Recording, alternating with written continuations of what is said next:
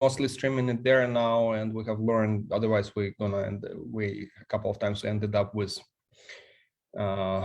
Zoom bombing and disruptions which had nothing to do with the content of the discussion.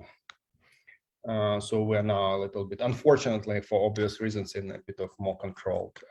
It's only academic panels organized by universities whose panel now are not Zoom bombed. Even then, still sometimes it happens. All right, so it's my pleasure. We're going to start. It's my pleasure to be able to speak to Andrew George McCabe, an American attorney who served as deputy director of the FBI 2016 to 2018. He also served as an acting director of the FBI from May to August 2017. And earlier you held management positions in the FBI Counterterrorism Division, the FBI National Security Branch, and the FBI Washington field office. And we are very grateful to you for finding time to talk with us. I have some questions, but before I get into it,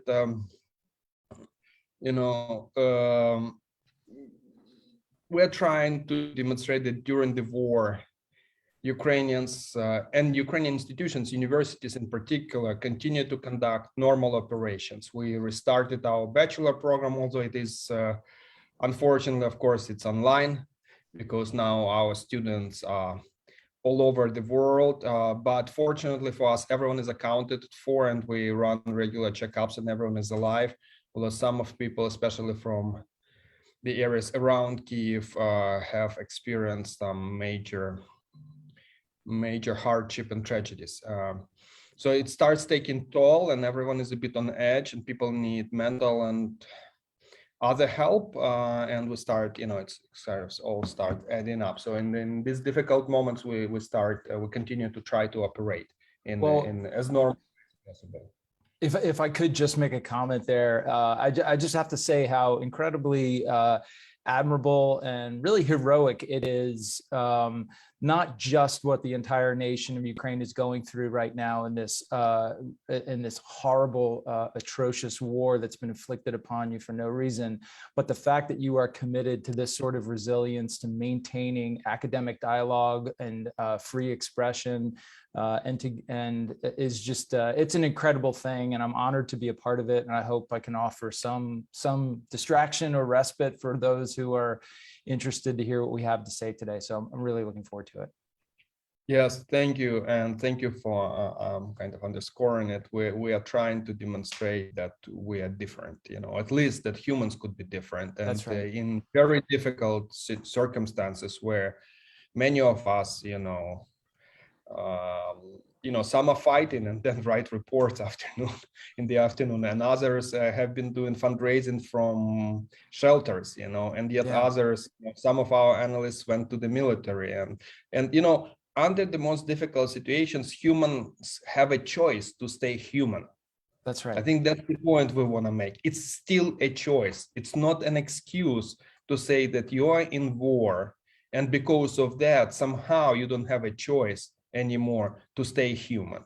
That's still a choice of every soldier or every person on this earth to commit crimes or not against other humans.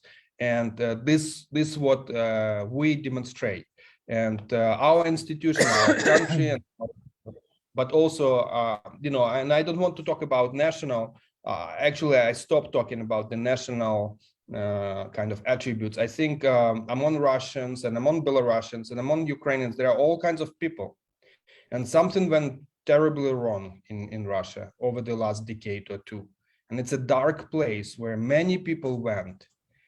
And it's the now responsibility of the world, of all world together, all nations, to somehow bring us all back from that dark side of humankind, which we all felt was left in the 20th century.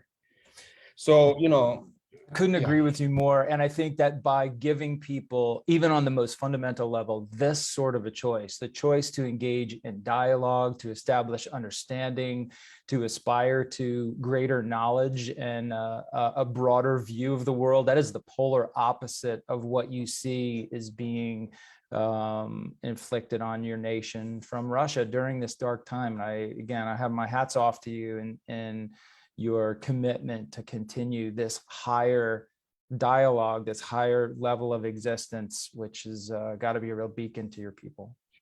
Thank you, Andrew. I'm going to now move into, away from Ukraine. We'll come back in a second or third question, but I'll now start questioning. I think there are all kinds of threats to, I don't know, democratic values, or maybe, I don't want to say platitudes, but it's still about freedom and choice and agency of an individual. And the respect to the agency of another person, or another nation or another group of people that has been challenged around the world, not only in Russia or by Russians, but also, I live in the United States, at least half of the time before the war I was spending in the US. I lived in Germany, and I have seen all kinds of, I observe Hungary with some of the rhetoric which is there now, unfortunately. I've seen some rhetoric even in the US, which to me looks problematic. And, I want to start the discussion from something more, are we facing some fundamental threat to the way, democracies and humans, operate, or is this a transient moment that, is it as big as the climate change, or is it as big as the, physical or kinetic security order, or are we facing something, and how do we deal with this, Yeah, thank you for the question. I think that it is as big as climate change. I think it is as serious and as damaging and as corrosive to people's understanding of what it means to function in a free and fair society. However, unlike climate change, this is the sort of thing that we can turn around quickly. I hope it's transient, right? I hope that this drift towards violently charged rhetoric that seems to be the fuel behind these bogus populist movements that you see, these nationalist movements you see sparking up in all those places that you mentioned, to include here in the United States. For me, I guess this is somewhat of a result of my career.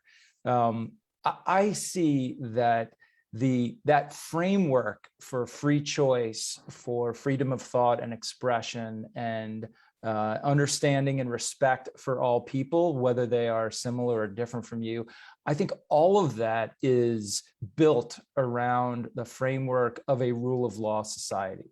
I think no matter what your political perspectives are, or your religious beliefs are, or whatever that might be, the one thing we should all be able to agree upon is the importance of the rule of law to be administered fairly and consistently to all people, rich, poor, black, white, whatever, and that we all then have a kind of even, fair foundation or standing in the world. And I think that's what you see being eroded in nation after nation, as these kind of pseudo-populist leaders built on a cult of personality use the language of grievance and frustration and anger to charge the public to embrace ideas like, throwing political opponents in jail. And it's an abrogation of that basic tenet that,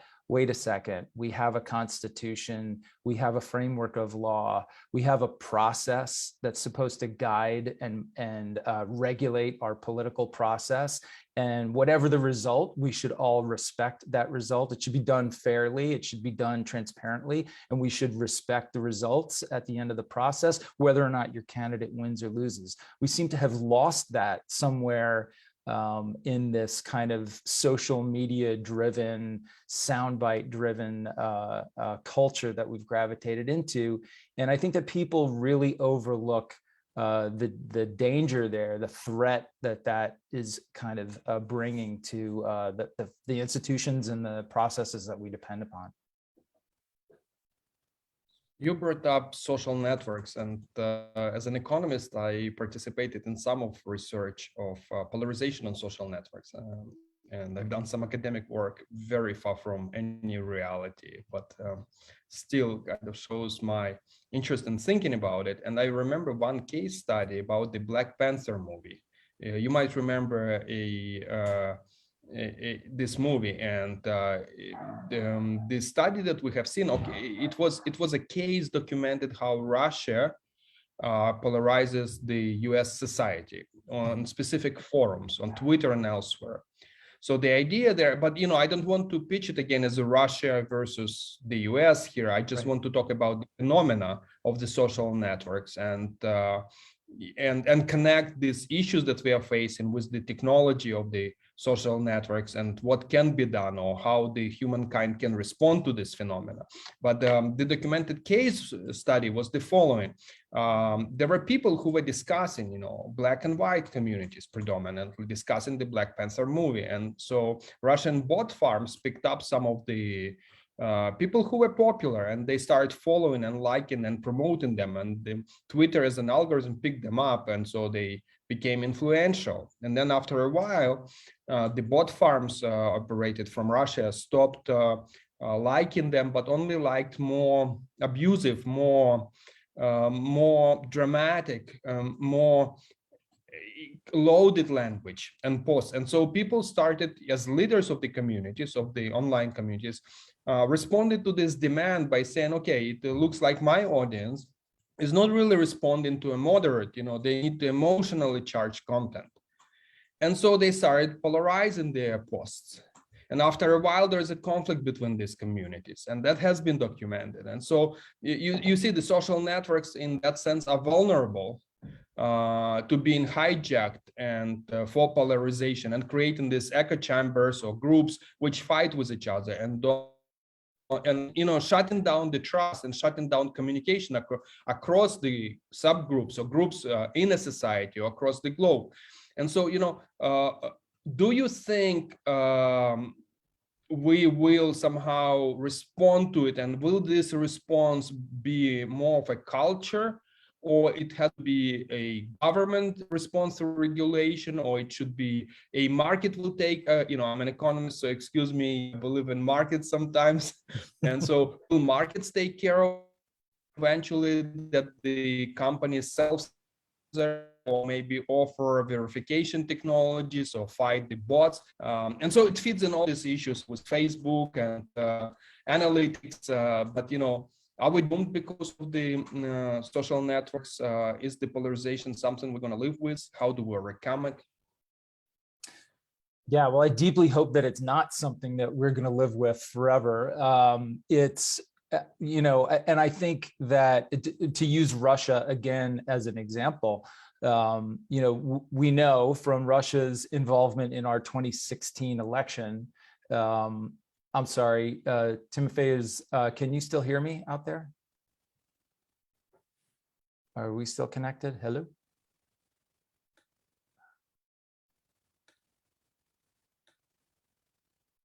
Okay, hello?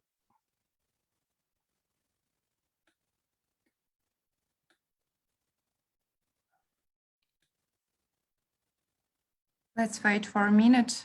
Sorry, I think Timothy will come back soon. Okay, got it. You guys can still hear me though, right? Yes, it's all right. Perfect.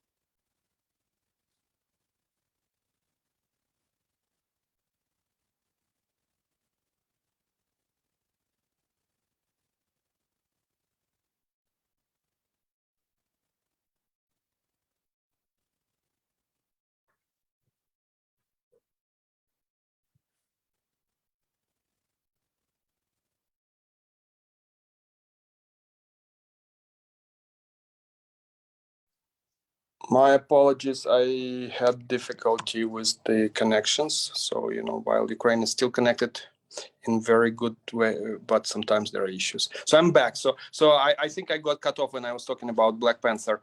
And I asked, what's the role of social networks in polarization and how we should address the issue of vulnerability of the social networks towards making us more polarized. Yeah, so I think it's a great question. And I think from our perspective, certainly from my perspective, and not to constantly get everything back to Russia, but I think the Russian example of what they did to our interfering in our election in 2016 is a great example. The Russians began their interference by weighing in exactly the way you just described. By creating personas and ultimately false networks and bots that would inflame divisive issues. So both on, for Black Lives Matter and against Black Lives Matter, and supporting Republicans, supporting Democratic causes, conservatives, and because they know better than anyone that a way to weaken a society is one way to weaken a society is to increase the divisions within that society. So to further polarize people against each other, turn Americans against each other, and they're no longer as effective as a nation. I think what's really concerning to me is that on the purely economic side, you have entities like Facebook, which we now know as a result of some of the exposures of the insiders who have testified about Facebook's actual internal calculations, that they understand that people, they're in the business of keeping your attention on Facebook and to having you continue to click on different pages and look at more things. And that way you're exposed to more advertising and they generate more revenue. They know that people respond more forcefully and more in a more engaged way to content that is polarizing and extreme, and language that is, really grabs your attention and is negative. And so the Facebook algorithms are built to feed you more and more essentially polarizing material. So we struggle in this country to figure out ways that we can influence the social media companies to moderate the content that they are providing. How do you do that here in a way that's consistent with our First Amendment, right? The most basic principle of our democratic free society is the right to free speech, and that is encapsulated in the First Amendment to our Constitution. And so it's very hard for the government to weigh in and tell a social media company, you can put this content up or you can't put that content up. That would not be lawful here.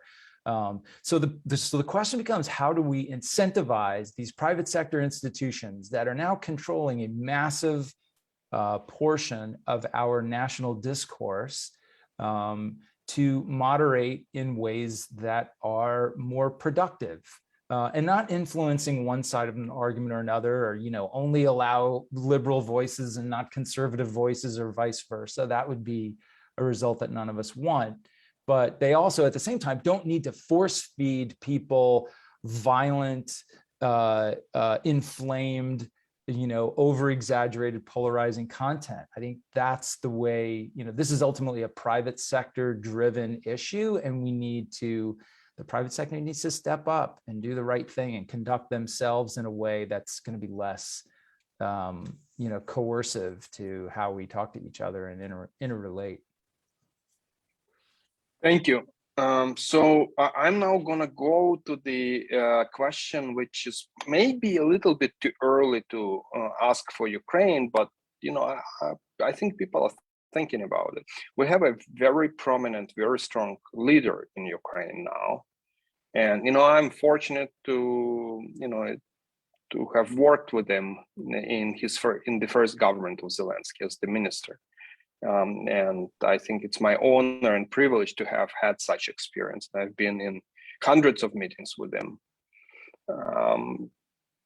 And yet, I'm going to ask this question. So, how do we balance strong leadership after war with accountability? How to build this, where's the right balance between national security and efficiency and competition and transparency. And I'm already seeing this kind of trade-offs being discussed during the war. Yeah. Yeah, I mean, you are getting right at the core of the core dilemma of every free society, right? Like, people aren't having this conversation today in China or Russia, but in places where freedom and independence and fairness is valued, and people wish to build those sorts of values into their governmental institutions, this is exactly the sort of thing that we should be questioning. And it gets back, for me, from my perspective, it gets back to that idea of, do we live in a rule of law society where the law is above any man or woman, whether you're the president or the lowliest person in the country? It should be. That's the way that we feel as Americans. Now, that's not the way that our presidents have always acted, to be perfectly clear. We've got our own history of mistakes and false steps in that way as well. But you have to create institutions that can hold even the most powerful people responsible and accountable for their actions. I confronted that in my own experience in the FBI. I felt that it was absolutely essential for the FBI to conduct investigations when we had the appropriate factual predication to start those investigations, whether those investigations were of a person or a group suspected of dealing narcotics in Washington, D.C., or whether it was a campaign for the presidency that we thought might be engaged illegally or conducting some sort of national security threat activity that could constitute a national security threat with the government of Russia. That we should not make decisions like, oh, well, we're not going to investigate the president or this political campaign because it's messy and it's ugly and it could cause problems for us personally or for the FBI as an institution. We knew that that would likely happen, but we felt it was important to do it anyway, because that's where ultimately, that's where the sort of accountability that you seek, that's where that rubber meets the road, as we say here in the States. You have to have the strength of institutions and the strength of will in the people who work in those institutions to make those kind of bold decisions, to follow their oath to their position and to their country, rather than do what's politically expedient. We've had, I teach a class here in national security law and policy. And my class last night was on FISA, which is the law in the United States that enables electronic surveillance for national security purposes. And we talked about all the problems we've had with FISA, the times in the past when the law itself came from government overreach. The FBI, my own organization, was conducting politically motivated surveillance of people who were perceived to be enemies of the administration or people involved in the civil rights movement. Absolutely horrible time in our past. And it was mistakes like that that led to this law that now controls how that work is done. And despite that, after 9/11, our President Bush and his advisors embarked on a very aggressive program of surveillance, elements of which are now widely considered to have overstepped the law and gone beyond what a president is entitled to do. So I think that's going to happen. Those mistakes, sometimes based on the finest motivations and well-meaning as they may have been, those mistakes are going to happen. And when they do, it's important that we act transparently and clearly to return our allegiance, not to the president, but to the rule of law, and hold people accountable and change the way we do things going forward. So Russia would, I'm trying to model what would Russia say to this argument. Russia uses this rhetorical tool. It says, oh yeah, you just admitted that US has also violated this and that. US has surveyed their own citizens, stepped out. Isn't that means that there's no real difference? And so I think that's the argument.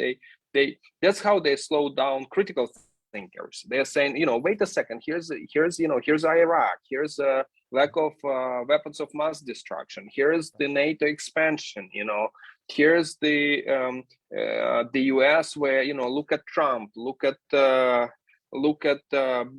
Biden, look at they're saying one thing, they're doing another thing. They're not any different than us. Look at the weakness in the West. Look at Germany that can't they're basically addicted to us. They're actually using these arguments right now in Ukraine, and I think outside of Ukraine, to demonstrate that or try to see, plant the doubt in the minds of the people that somehow, there's a real difference. So, what's that difference? What would you say to that argument? The difference is that we're having this conversation at all, right? The difference is not like, oh, Russia is bad and they do bad things and we're good and we don't. That's not the difference. Every institution, every government, every administration makes mistakes, some overreach, some intentionally.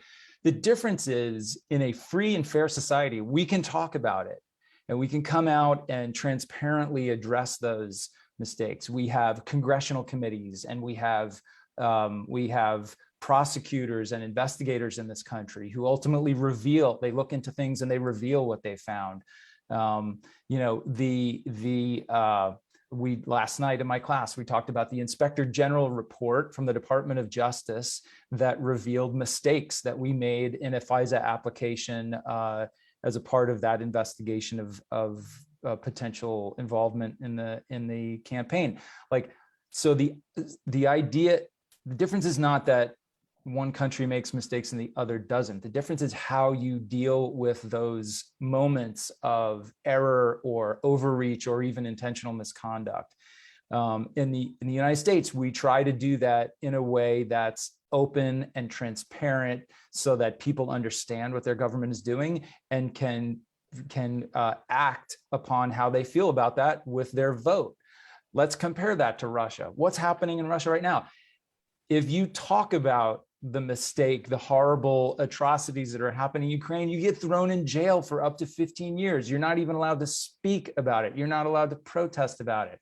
And let's use me as an example. As a former high-level government official, I do some of my work now on television, where I talk about things that the government does and whether those things are good or bad, in my own opinion on how they're doing. And I'll call out things that I think they're doing wrong. And I don't have to worry about getting shot in the back while walking on the street near the White House in the way that Boris Nemtsov did years ago in Moscow. So I can say what I want. I can join in the voices of critical thought about our national security policy, and I don't have to worry about being thrown in jail for it or worse. And so we see how Russia handles that. It's very different.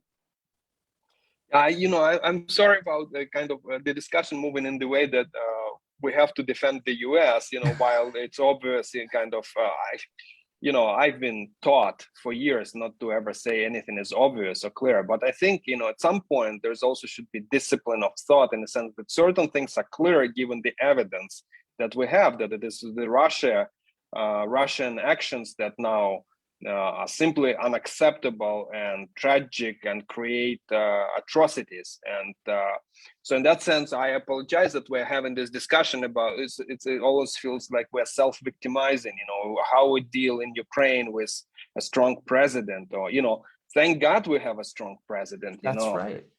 That's right. You don't need to apologize. I think the conversations is exactly what people need to hear, instead of the propaganda and the sophistry that they get from people like Russian officials who, let's acknowledge it, on some level that is entirely self-serving and for their own preservation of their own power. Absolutely. So absolutely. So now this is always we ask the same question. If I don't ask this question, you will ask me this question. This how you think it's how it's gonna go for Russia, for Ukraine, for Europe, for the world?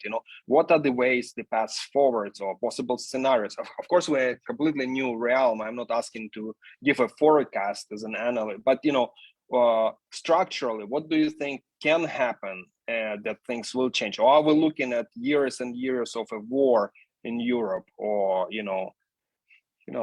what can happen? What are the possible ways? I mean, I wish I could see it clearly. I think even just the way things have taken course over the past 5 or 6 weeks has stunned us all. The fact that, you know, the seemingly colossal failure of the Russian military action and the amazing resistance and effective response of Ukrainian patriots. I don't think anybody would have predicted or forecasted that 6 weeks ago. It's such a terrible situation. I think you have to maybe think about it in the perspective of how is Vladimir Putin likely to respond to this whole situation, which is clearly not going the way he likely thought about it beforehand. I think you always have to, and I applaud the Ukrainian leadership for continuously engaging in the diplomatic process, because the number one priority here is to reach some sort of a situation where we have a ceasefire and Ukrainian people are not being killed and victimized on a daily basis. So when you look at it through that diplomatic lens, it's hard to understand exactly what sort of conditions would motivate the Kremlin to discontinue the military assault.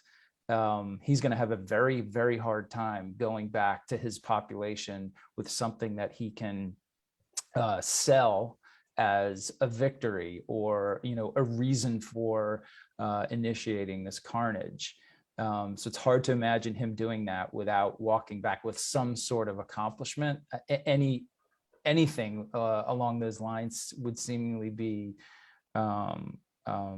rejected by or not acceptable to the Ukrainian people. So I think diplomatically it's incredibly challenging, and made even more so now by the atrocities that we've seen in the cities around Kiev as the Russians have moved out.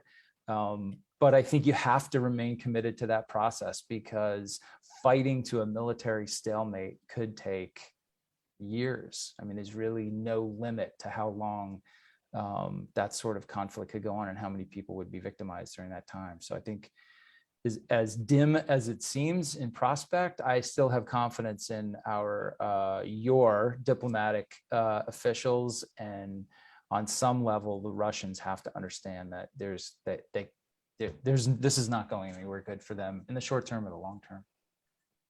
So their strategy appears to be doubling down on everything, right? And so Ukrainians respond also by essentially not giving up and defending. And so I can share the thoughts I hear around is that we worry that it's just one episode of many, because there was 2014, but also Russia has demonstrated 2008 in Georgia, and then Syria, and then Moldova before that, and I'm not even before Putin, then Transnistria, then there is Abkhazia, there is Ossetia, there is Nagorno-Karabakh, there is Chechnya, two Chechnya wars. So this is all a pattern, and we worry as people that even if we reach any kind of diplomatic solution, it's just what's a it worth? pose. Yeah. Well, yes, absolutely. What's it worth? With very practical implications that next time they will not make the mistake of being not ready. Mm-hmm. And so, how should we think about it? Well,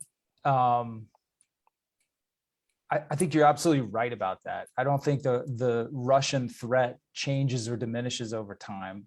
I think we in the West go through periods where we are more or less attuned to it. It's easier for us. We're further away. We're not right there on the borderline or on the battlefield as you are, and that's shame on us. I think you have to maintain that sort of permanent face to Russia, no matter what is happening or what they're doing anywhere in the world. You have to assume that their propensity for aggression is like really no other nation that we deal with around the globe. So I don't think that's ever going to go away. I will say on the positive side, I think I would suspect that the Kremlin is shocked by the level of unity that this misadventure has inspired across Europe and across NATO. And, that may be the sort of thing that holds them in check for some period of time, however long that's going to be, we don't know. But I think that, they are the kind of consummate like unitary force, right? That Russia looks at everything in terms of a paradigm of us against the world. And as the world looks and acts stronger and more unified against them, I think they're less likely to act. I don't think that threat ever goes away. I think you just have to try to hold it in check. So what happens if at some point, 10 years from now, 5 years from now, 15 years, Putin is not going to live forever. So Putin dies. Is this an issue of leadership, or is this an issue of a culture there now, or a political elites, or something else?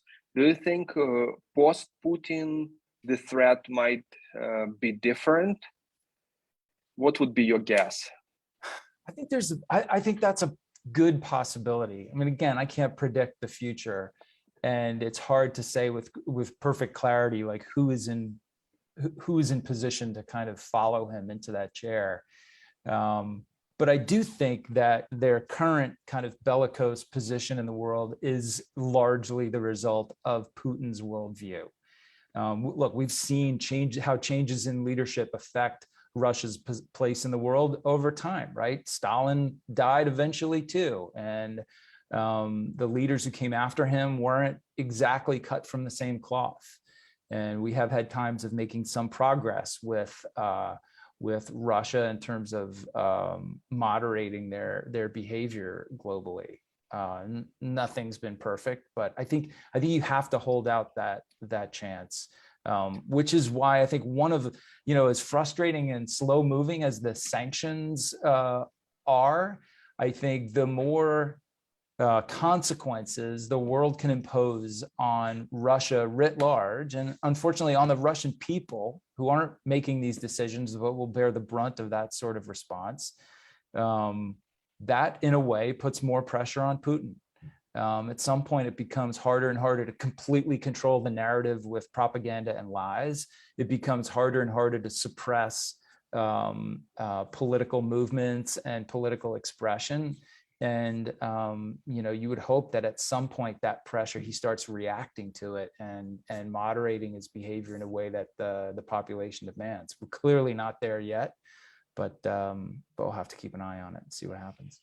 So we have we have about maybe 5 minutes. I think we have until 45, I've been told, to go.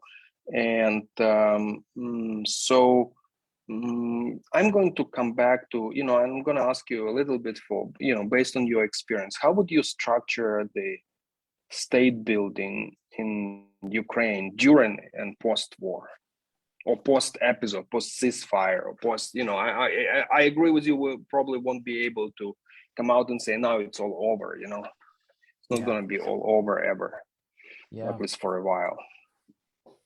Well, I think it starts with a healthy dose of skepticism that you talked about earlier, right? I think rather than kind of folding in behind, blind support for an incredibly charismatic and effective leader, which you have right now, it's about like keeping one eye open on the importance of building institutions that have the strength and the independence to protect those values that the population wants in its government, whether that's freedom of expression, freedom of association, a rule of law society where corruption is rooted out and not tolerated, and people get the same treatment from criminal process and other government functions.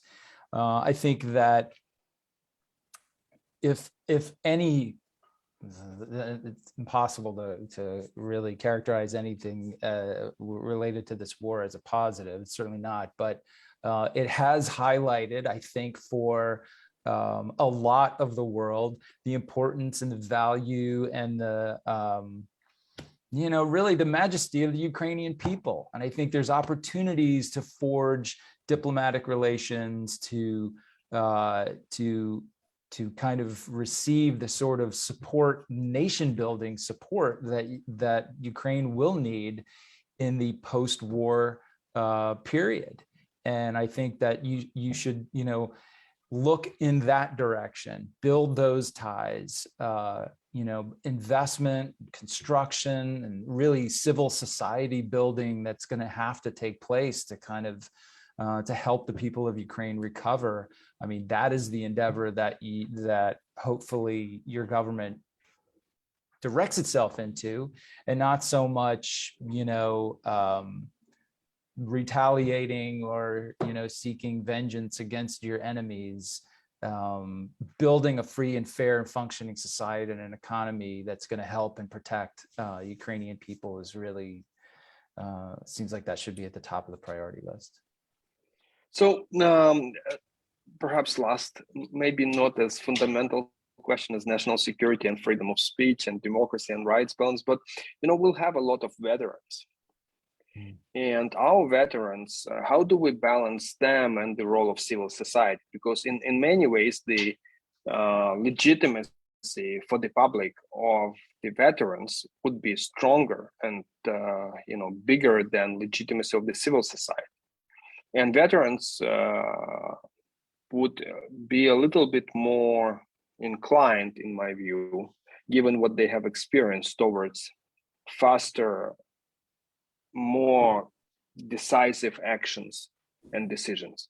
Yeah, that's possible. I think, there's been all kinds of really interesting studies about how the United States dealt with returning veterans from World War II, for example, and the incredible impact that population had on the development of what was really our time of greatest growth and development as a nation. I think channeling that energy and that decisiveness into civil society and away from the military life that they so nobly participated in is probably one of the most important things. Here, we did that with legislation, like I'm just using for an example, like the GI Bill, right? So we made the investment that returning veterans could go to college for free, paid for by the federal government, and would get that sort of support they needed to make the transition to civil society. And, hundreds of thousands of those men did that and then became some of the most powerful and effective leaders in business and government. And so that is definitely part of the post-war effort to really focus on that transition, particularly for those who gave so much. I don't know that we've always done that perfectly. I think we struggle right now delivering the sort of care and medical support and psychological support to many of our own veterans from Iraq and Afghanistan. They enjoy, I think, broadly the support of the people of America, but sometimes our government has come up short in terms of the medical and other support that we could give them. So those are important things to do as well. I worry about that too, and I've seen that after 2014, 2016 in Ukraine too.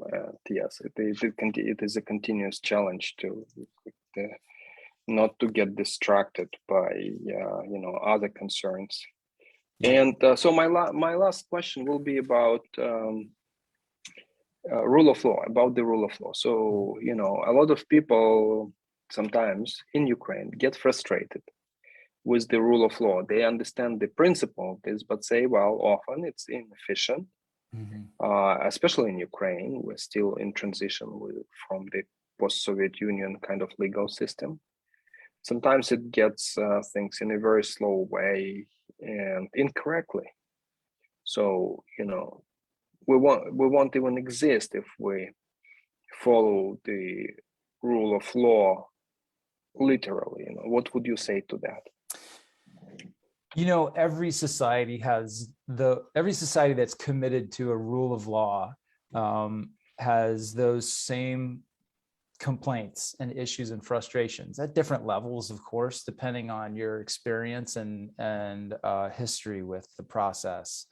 We're going through a very similar period here.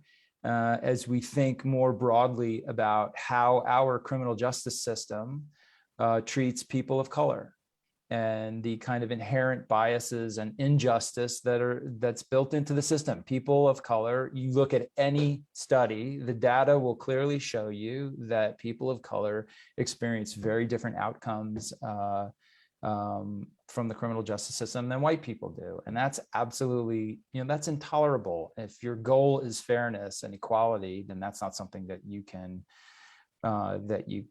sustain. So people are frustrated with that. You see some actual movement and good thought about it, and different legislative approaches are being tried in different states. And I think that's the process that gets you there.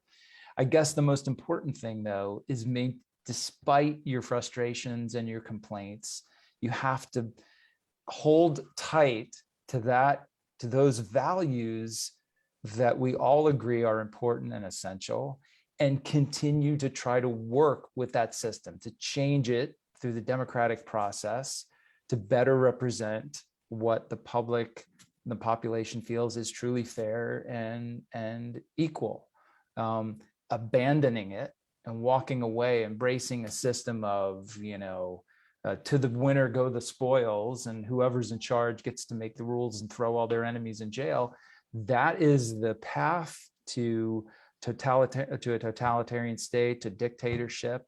That's what your neighbors get in Russia, right? And nobody wants to be that. Thank you. Thank you very much, Andrew, and thank you for your time, and we'll stay in touch. And if there's questions or feedback coming from our audience, we'll forward it to you, and please continue to teach.